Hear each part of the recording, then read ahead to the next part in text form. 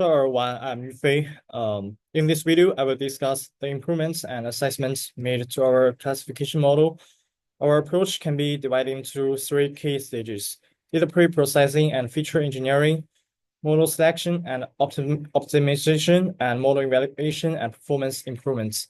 By following a structured methodology at each stage, we significantly enhance the accuracy and generalization ability to our classifier. First part is our EDA.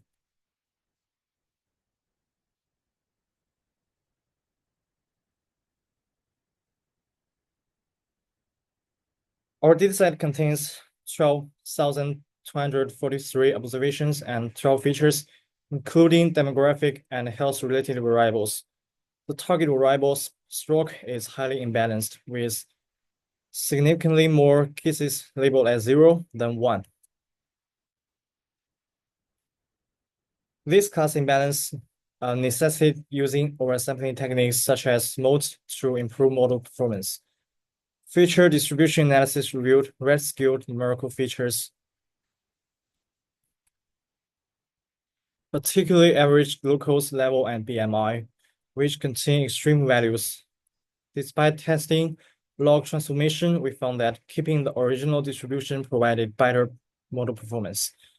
Among categorical variables, we treated smoking status as a valid feature, considering unknown as a distinct category rather than missing data.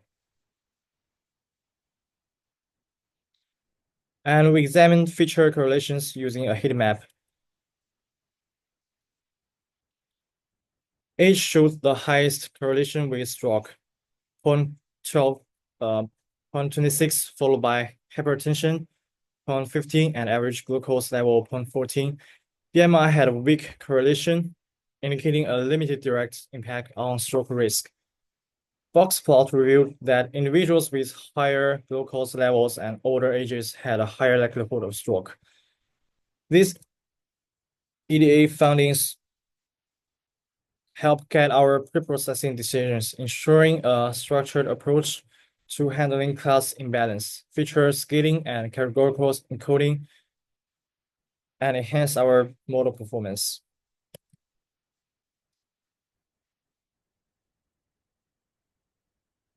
For the second part, data pre-processing and feature engineering. To ensure the classifier could effectively learn from the dataset, we perform comprehensive data pre-processing. First, for categorical variables, we applied label encoding to convert them into numerical representations. Then we handle outliers using the turkey rule, which remove extreme value beyond 1.5 times the IQR. Additionally, we experimented with log transformation through correct skewed distribution, but found that omitting this transformation yielded better model performance. For numerical features, we tested different scaling methods and found that min-max scalar and robust scalar and standard scalar provided the most stable and well-distributed data representations. Since our dataset exhibited class imbalance, we test various oversampling techniques, including SMOT, Edison, borderline SMOT, and SVM SMOT. After comparing this impact on performance, SMOT emerged as the most effective method for balancing the dataset. These pre-processing steps ensure that our dataset was clean and well-structured.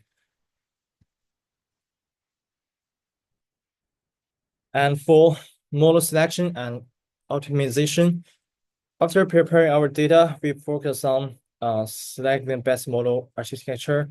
We leveraged Packarit to identify the best performing model. Based on Packarit's evaluation, the best model was LegGBM, which outperformed other classifiers. We then built a LegGBM model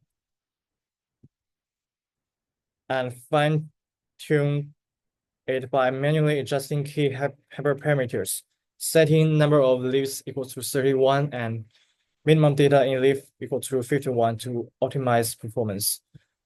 Following the LegGBM implementation, we designed and trained a convolutional neural network To further enhance classification accuracy, the CNN architecture was built using the PyTorch, and the implementation included multiple convolution layers for deep feature extraction. The model was structured with a flexible number of convolutional layers, number of layers equal to 3, filters of varying sizes, and a kernel size of 3 times 3, a 10 activation function. For optimization, we use Adam as our optimizer with a learning rate of 0.0173. The dataset was split into a training set and a validation set with 12% of the data reserved for validation. We defined a binary cross-entropy lossing function since there was a binary classification task. During training, we implemented early stopping to prevent overfitting with a patience threshold of 50 epochs, with no improvement in F1 score was observed within these epochs. Training was stopped early. The CNN model was then used to generate predictions, and its best recorded F1 score was 0.7775. For the model evaluation and performance improvement parts, to assess model performance, we relied on combination of metrics, including accuracy, precision recall, and F1 score. A confusion matrix helped us analyze misclassification patterns and identify errors for further refinements. We closely monitor the training and validation loss curves to detect potential overfitting or underfitting. If a large gap was observed between training and validation accuracy, we introduced regularization techniques, including dropout layers and batch normalization to improve generalization. The CNN model's learning rate was adjusted dynamically, ensuring smoother convergence through learning rate decay. Additionally, we conducted cross-validation to further validate the model's robustness across different subsets of the dataset. After finalizing the CNN training, we used the trained model to generate predictions on the test dataset. The predictions were converted to binary values using a threshold of 0.7775, ensuring that classification was optimized for high F1 score performance. The result were then saved as a CSV file for final submission.